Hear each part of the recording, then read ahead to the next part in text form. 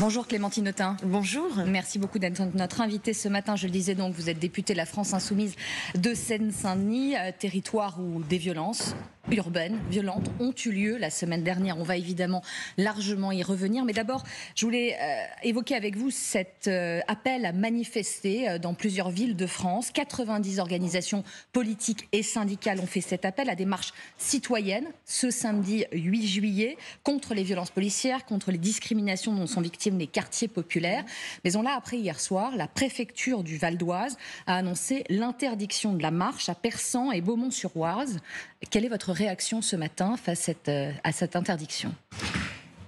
C'est un choix politique, puisque le préfet a agi sous la responsabilité de M. Darmanin. Et je suis révoltée, en fait, de cette décision. Je la crois irresponsable. Et je la crois donc dangereuse. Dangereuse parce les arguments sur attiser les tensions, le risque de débordement que cela pourrait susciter, d'éventuels perturbateurs qui pourraient peut-être provoquer des violences, ce n'est pas un argument que vous entendez ? Non.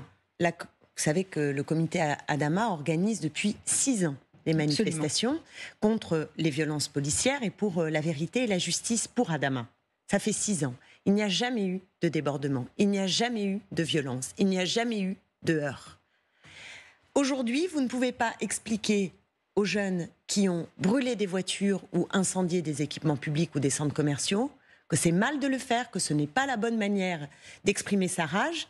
Et dans le même temps, quand il y a un rendez-vous pacifique, démocratique, républicain, l'interdire. Vous voyez bien qu'il y a là une contradiction majeure. Et donc c'est pourquoi j'insiste, je pense que cette décision est irresponsable de la part du gouvernement et qu'elle n'est pas du tout conforme à l'esprit républicain qui devrait nous animer aujourd'hui. Votre collègue Éric Coquerel tweetait il y a quelques heures, nous allons appuyer le recours parce que la famille Traoré va faire un recours face à cette interdiction.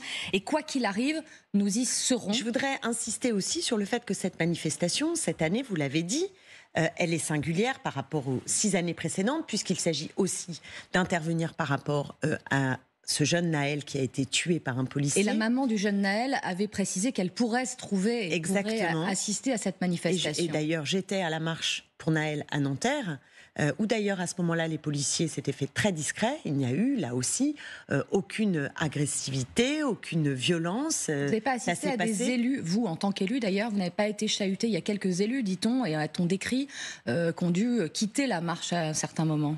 Écoutez-moi, toute la partie où j'ai assisté, j'ai vu une manifestation très calme, très déterminée, effectivement, dans ses mots d'ordre, mais totalement calme. Et là, il se trouve que samedi, vous l'avez dit, une centaine d'associations, de syndicats, de partis politiques qui appellent, dont des partis majeurs de l'opposition. Il y a la France Insoumise, Europe Écologie Les Verts, un syndicat comme la CGT, des associations comme Attac et Greenpeace. Donc quand vous avez un pouvoir qui interdit à toutes ces syndicats, qui ne sont pas des groupuscules, à ces partis d'opposition, à ces associations qui ont pignon sur rue, enfin je veux dire qui font partie des contre-pouvoirs nécessaires dans notre société, et que le préfet dit circuler, interdiction de manifester, et bien après la façon dont la manifestation des soulèvements de la terre a été prise, après la façon dont le mouvement des retraites a été traité, vous le savez, avec le mépris des syndicats,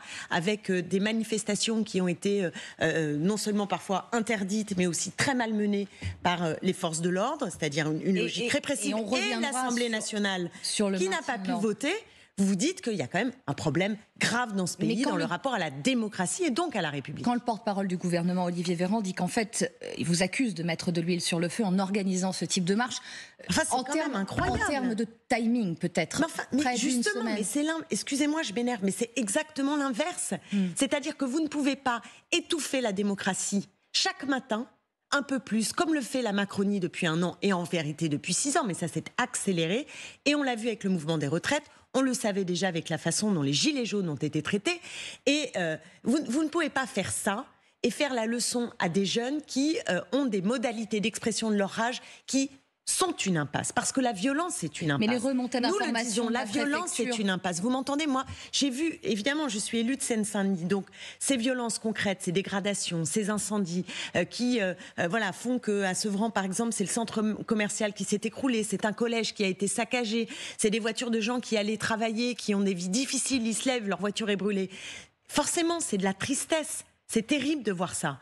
Mais alors, il faut bien qu'il y ait des modalités démocratiques d'expression et que ces modalités soient entendues. Est-ce qu'il ne s'agit pas de laisser retomber un peu tout cela et organiser ce type de marche un peu plus tard? Mais non, c'est l'inverse. C'est exactement l'inverse qu'il faut faire. Il faut, dans ce moment-là, offrir une perspective politique, démocratique. Et c'est notre responsabilité que de les faire. C'est pourquoi nous appelons à cette marche. Vous y serez quand même. Et c'est une irresponsabilité de la part du gouvernement que d'interdire ces formes démocratiques, pacifiques d'expression. Vous y serez quand même, Clémentine Autain, demain, malgré l'interdiction. Je pense que nous y serons, évidemment, qu'il y aura une manifestation et que nous y serons. Selon vous, après ces 6 nuits de violences urbaines, d'émeutes, vous diriez que le feu est éteint ou qu'il couve encore selon vous?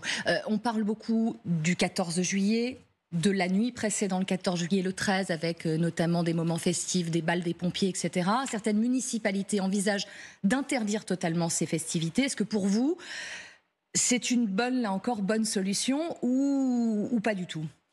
Je pense que ça couve.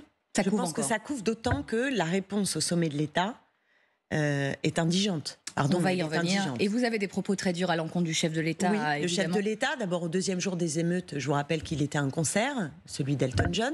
C'est dire s'il prend la mesure du problème. L'Élysée faisait savoir qu'il se tenait malgré tout informé qu'une réunion de crise a eu lieu à l'issue du concert. Il n'a pas pris contact, il n'a pas été voir la famille. Le ministre de la Ville, la ministre de la Ville. Pardonnez-moi, je pense qu'à ce niveau de résonance d'un fait majeur, parce qu'il y a les vidéos, parce que c'est inadmissible. Le président aurait dû appeler la famille de que l'on tue un jeune pour simple refus d'obtempérer. Je le redis parce que j'entends de tels propos depuis quelques jours que parfois j'ai l'impression que le débat public qui est parti au démarrage de cette indignation légitime, de ce sentiment de révolte à l'égard de l'acte de ce policier, et surtout quand on sait que l'année dernière, ce sont 23 personnes qui sont mortes dans les mêmes conditions. Et on va y revenir, mais juste sur ce qui est arrivé à Naël. Sur le 14 juillet, juste les remontées des syndicats, notamment de policiers, Unité, SGP, Police FO, expliquent ce mercredi empêcher la reconstitution de stocks de munitions, une priorité notamment à l'approche de ces festivités. Est-ce que vous avez une crainte particulière? Est-ce que ça peut repartir? Évidemment que qui pourrait ne pas avoir de crainte quand, encore une fois, je vous dis qu'au sommet de l'État, on n'a pas pris la mesure de problème. Il n'y a aucun signal qui est envoyé autre que la répression, et la répression cinglante. Et même, il faut le dire, ce qu'on lit sur ce qui se passe sur les jeunes interpellés, elle est même disproportionnée, ce qui est un problème dans un état de droit. C'est-à-dire que si vous voulez faire comprendre... La réponse pénale, vous voulez dire? Oui, bien sûr qu'elle est disproportionnée. Vous lisez les comparutions immédiates, c'est bluffant. Je voyais un jeune qui a volé 2 pantalons dans un pillage. C'est pas lui qui a détruit le magasin pour le piller. Et de la prison ferme à la clé. 10 mois de prison ferme pour avoir volé 2 pantalons. Bon, excusez-moi, mais il y a quand même un problème. Donc on est dans un état de droit ou on n'est pas dans un état de droit? La réponse judiciaire et politique? Bien sûr qu'il y a une dimension politique et symbolique à la répression judiciaire, mais je dis que la responsabilité du gouvernement, c'est de ne pas agir uniquement sur le terrain de la répression. Or, quand on regarde le fond du problème, c'est-à-dire la nécessité de refonder une police républicaine, d'en finir avec la loi de 2017, de faire en sorte qu'on ait des récépissés pour les contrôles au faciès, pour apaiser la situation de tension entre les policiers et notamment les jeunes dans les quartiers populaires. Quand nous savons qu'il faut revisiter la doctrine du maintien de l'ordre, vous le savez, en Allemagne, en 10 ans, c'est 1 mort seulement. Et ils n'ont pas du tout les mêmes méthodes. Parce qu'ils ont une logique, pardonnez-moi, ils ont une logique de désescalade de la violence. En France, on a l'inverse. Je dirais une politique assez viriliste, en fait. Une doctrine assez viriliste où on a toujours plus d'armes pour les policiers, toujours plus de droits pour pouvoir tirer. Ce qui est la loi de 2017 en fait. Vous parlez de permis de tuer, comme votre collègue Mathilde Panot qui demande de l'abroger, justement cette loi de 2017. Je dis juste que la loi de 2017, elle a ouvert davantage de possibilités pour les policiers de tirer. Donc moi je dis que la responsabilité, elle revient d'abord aux donneurs d'ordre. Puisque vous entendez, donc c'est une question politique. Politique. Alors justement, Jean-Luc Mélenchon, notamment sur notre antenne, à Mediapart également, dans un entretien, dit qu'aujourd'hui, le gouvernement a peur de la police. Est-ce que ce sont des mots que vous reprenez à votre compte ou c'est une analyse un peu différente que vous faites? En tout cas, vous considérez qu'aujourd'hui, réformer la police est la priorité des priorités, la conséquence à tirer de ce qui s'est passé? Ce que je trouve assez effroyable dans la séquence que nous vivons, c'est que le président de la République, les ministres, supportent sans sanction qu'un syndicat de policiers, des syndicats de policiers, parlent de guerre contre les nuisibles dans la situation actuelle. Vous faites référence à ce communiqué qu'a publié Alliance, exactement. en effet, donc avec c'est des une mots attitude qui est une attitude factieuse. condamnée quand même par le ministre de l'Intérieur. Mais condamnée, enfin, écoutez, en vous disant avez qu'il n'aurait l'impression qu'ils ont tapé du poing sur la table. Vous avez l'impression qu'ils ont tapé du poing sur la table. Mais pour vous, le gouvernement a-t-il peur de la police? Je pense que le gouvernement, aujourd'hui, ne prend pas la mesure du besoin de sortir de l'impunité, d'accord? Parce qu'il faut sortir de l'impunité. Et M. Darmanin, à plusieurs fois, a dit on ne peut pas parler de violence policière. Qu'est-ce qui s'est passé avec Naël si ce n'est pas une violence policière? À plusieurs reprises, M. Darmanin a couvert des propos qui sont des propos de nature factieuse des syndicats de police. Donc oui, on a un problème de cette nature. Il y a ce problème avec la police, mais je tiens à le dire aussi, c'est que dans les réponses manquantes du gouvernement, il y a également la situation sous forme de poudrière qui existe dans nos quartiers populaires. Parce que qu'ont-ils fait depuis 2005, après la mort de Ziad Ebouna? Pour vous, ils n'ont rien fait. Ils n'ont rien fait pour réformer la police. Ils n'ont rien fait pour s'attaquer au racisme dans l'ensemble de la société et à l'intérieur de la police. Ils n'ont rien fait dans les quartiers populaires, en dehors d'injecter quelques milliards pour, excusez-moi, mais ripolliner, ce qui est toujours mieux. On préfère avoir les milliards de l'or en rue pour que les bâtiments soient repeints. Mais vous voyez bien que ça ne change pas le mea culpa d'Emmanuel Macron sur le plan Borloo, justement, ce plan banlieue présenté en 2018. Vous n'y croyez pas un instant, en regrettant finalement qu'il n'est pas... C'est extrêmement tard. Comment est-il possible qu'il ait jeté à la poubelle le plan Borloo? Comment est-il possible qu'on ait eu un rapport à l'Assemblée nationale dit Cornu-Gentil sur la Seine-Saint-Denis qui explique, contrairement à ce que raconte du matin au soir l'extrême droite, qui nous dit qu'on a déversé des milliards dans les quartiers populaires, dans les quartiers zones prioritaires, en fait, qui ne sont pas des zones prioritaires, absolument pas. Il y a 4 fois moins de moyens de l'État qui y sont injectés. La réalité, c'est qu'il y a un défaut d'égalité et que les quartiers populaires sont victimes d'un manque de moyens structurels de la part de l'État et de populations qui sont des populations défavorisées et qui ne sont pas aidés par le gouvernement. Sur les quartiers prioritaires... C'est pour ça qu'il faut casser les ghettos de riches pour arriver à casser les ghettos de pauvres. Vous croyez quoi? Qu'il n'y a pas de relativité entre ces situations? Vous croyez que les maires délinquants aujourd'hui qui n'appliquent pas la loi SRU, qui viennent de PACA, qui viennent des Hauts-de-Seine, ne portent pas une responsabilité? Et eux, on les sanctionne sur comment? Les quartiers prioritaires, j'aimerais juste revenir sur une réaction. Je suis très en colère ce matin parce que j'entends LR dire des choses effroyables. Ils veulent, par exemple, réintroduire la déchéance de nationalité, faire en sorte que les parents dans les familles où il y a de la délinquance, on leur supprime carrément même l'accès au logement social. Mais sur la responsabilité Mais la responsabilité des maires qui refusent d'appliquer cette loi SRU qui impose de mettre 25% de logements sociaux dans les villes, eux, on leur supprime quoi? On leur supprime quoi?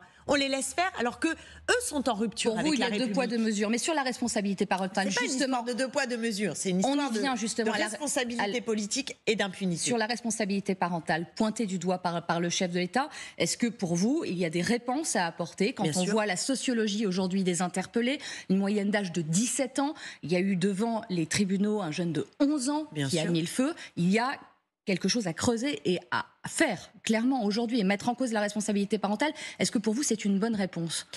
Il y a une question, bien sûr, que tout le monde se pose en se disant mais comment c'est possible que des enfants de 12, 13, 14 ans soient dehors à brûler des équipements publics et des voitures? C'est très inquiétant. Et donc, la question politique qu'on doit se poser, c'est comment on peut contribuer à remédier à cette situation. Dans les quartiers populaires, il faut savoir que 28% des familles sont des familles monoparentales, par exemple.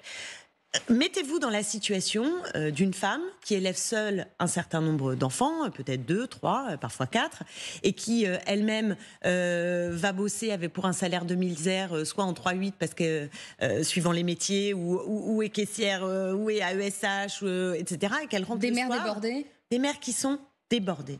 Pas que des mères, hein. des familles aussi entières. Mais est-ce qu'une situation excuse ce qui a pu après ensuite se produire? Je pense que c'est une erreur de porter la responsabilité uniquement sur les parents. Et si on veut dire qu'il y a des parents défaillants, alors il faut que l'aide à la parentalité soit un enjeu politique. C'est un parent pauvre des politiques publiques. Or, il y a des moyens d'aider, c'est-à-dire d'avoir davantage d'adultes qui peuvent prendre le relais, d'avoir des lieux où on peut aller parler, où on peut prendre des conseils, etc. Je veux dire, il y a, d'une certaine manière, moi j'ai le sentiment de gens qui sont abandonnés à leur sort, à eux-mêmes. Et la réponse n'est pas, selon vous, à la hauteur? Mais c'est-à-dire que la réponse, elle ne peut pas être dans la répression et la sanction et l'exclusion toujours plus. Elle doit être dans l'inclusion, elle doit être dans l'accompagnement, elle doit être dans le fait d'être capable de mettre des moyens pour apporter des réponses publiques. Or là, ce que je vois, c'est que le président de la République et le gouvernement se dédouanent de toute responsabilité et la mettent sur les parents, c'est-à-dire sur une responsabilité individuelle, comme s'il n'y avait pas de responsabilité collective, comme sur les jeux vidéo. C'est délirant. Pour vous, dit le président de la République. C'est hors sol. Vous dites c'est le café du commerce. D'abord, c'est totalement faux, puisque les études dont on dispose sur à peu près 10 ans de recul n'évoquent pas, en effet, donnent à voir qu'il n'y a pas de lien entre les deux. Donc ça, c'est aussi une manière de se dédouaner sur la responsabilité de politiques publiques défaillantes depuis des décennies. À ce moment de cet entretien, Clémentine Autain, juste sur ce qu'a révélé aussi ces violences urbaines et la réponse à y apporter, sont des divisions quand même criantes au sein de la NUPES que vous représentez aussi. Que dites-vous à un Olivier Faure qui dit aujourd'hui, pardonnez-moi, que vous êtes allé beaucoup trop loin, que la surenchère a été trop loin dans les mots? Est-ce qu'aujourd'hui, c'est le retour des gauches irréconciliables et la fin de la NUPES? Vous voyez, on arrive à la fin de l'entretien et il y a un point essentiel. Et on y viendra. Non, vous ne savez pas ce que je vais vous dire. Il y a un point essentiel qui, pour moi, a à voir avec d'ailleurs la NUPES, c'est que chaque matin que je me lève, je me dis, mais dans quel pays je suis? Comment c'est possible d'avoir un tel festival d'idées racistes? Comment est-ce que c'est possible d'avoir un concours Lépine des propositions les plus réactionnaires? Mais vous ne je vais vous répondre, parce que ça a totalement à voir. C'est-à-dire que devant ce déferlement de haine, devant ces propositions anti-républicaines, et je pèse mes mots, vous savez, la gauche, elle a été dans l'histoire de France celle qui a garanti toujours les fondamentaux de la République. Et vous visez l'extrême droite et la droite et les républicains. Je vis la droite dite républicaine qui fait des propositions anti-républicaines et le gouvernement qui ose inverser, vous m'entendez, inverser le front républicain. Mardi, à l'Assemblée nationale, aux questions d'actualité, Elisabeth Borne a pointé la France insoumise comme étant hors champ républicain. Elle vous qualifie en effet en dehors du champ républicain. Et donc, s'est levée l'extrême droite avec la Macronie pour applaudir cela. Eh bien, moi, je vous dis que dans la situation actuelle, ce qui est grave, c'est ça. Et donc, la NUPES, toutes les forces de la NUPES doivent prendre conscience de ce qui les relie. Moi, quand j'entends Olivier Faure dire « le vrai désordre, c'est l'injustice », et Jean-Luc Mélenchon dire « pour construire le calme, il faut la justice », eh bien, je me dis que les bases d'accord de fond... Vous soulignez ce qui les souligne, mais pas ce qui les, permettez-moi de faire ça. Mais il y a eu des mots beaucoup plus durs. Il dit lister les équipements qu'il ne faut pas brûler, comme l'a fait Mélenchon. Ce n'est pas nous, ça. Nous devons avoir une voix singulière. Est-ce que la fin de la NUPES est actée? Est-ce que vous pouvez continuer à travailler ensemble? Vous comprenez comment j'ai pris le problème. C'est-à-dire que devant la poussée néofasciste que nous vivons aujourd'hui dans le pays... Mais vous ne répondez pas. Est-ce que vous êtes toujours ensemble? Est-ce que vous pouvez continuer? Il le faut. Comprenez, c'est ce que je suis en train de vous dire, c'est qu'il le faut. C'est-à-dire qu'on est là devant une vague absolument incroyable dans le pays de haine raciste, de flambée conservatrice, réactionnaire comme on n'en a jamais vu. Enfin, en tout cas, pas depuis longtemps. Et je suis inquiète pour mon pays, pardonnez-moi de vous le dire. Et je pense que les défenseurs de la République aujourd'hui doivent être au rendez-vous. Et ceux-là, ils sont sur les bancs de la NUPES. Alors oui, on peut avoir des désaccords. Je ne suis pas en train de nier... Qui pourront être dépassés, vous pensez? Ils doivent être dépassés. Ils doivent être dépassés. C'est ça que je veux vous dire ce matin avec force. C'est-à-dire que c'est irresponsable d'imaginer que, alors que nous sommes devant ce spectacle et ce danger pour notre pays, il serait question seulement de l'éclatement des divergences et des nuances au sein de la NUPES. Notre responsabilité politique, c'est de faire front dans ce moment parce que notre pays est en danger. Clémentine Autain, le temps file très rapidement. Juste un mot sur le rapport accablant sur le fonds Marianne de Marlène Schiappa. Les mots sont très durs de la part du Sénat. Elle a rendu ses conclusions hier. Une responsabilité établie. Quelle est votre réaction à cela? Ces gens-là nous font des leçons sur la République. Vous vous rendez compte de la situation? C'est-à-dire, voilà des gens qui gouvernent. Voilà des gens qui gouvernent, qui utilisent la mort de Samuel Paty pour faire un coup de communication en déversant des sommes complètement folles, jusqu'à 725 € par tweet. Mais c'est délirant, absolument délirant. Et ces gens-là viennent nous voir en nous disant que c'est nous qui ne sommes pas dans le camp de la République. Excusez-moi, c'est honteux. J'ai honte pour mon pays que nous ayons au gouvernement des gens qui, aujourd'hui, sont capables d'instrumentaliser la lutte contre le terrorisme, qui est quand même une lutte sérieuse, qui prend un petit peu au sérieux. Peut-elle rester au gouvernement, Marlène Schiappa, aujourd'hui? Non, elle ne peut pas rester au gouvernement, mais à mon sens, pas plus que M. Darmanin, et à vrai dire, pas plus que l'ensemble de ce gouvernement.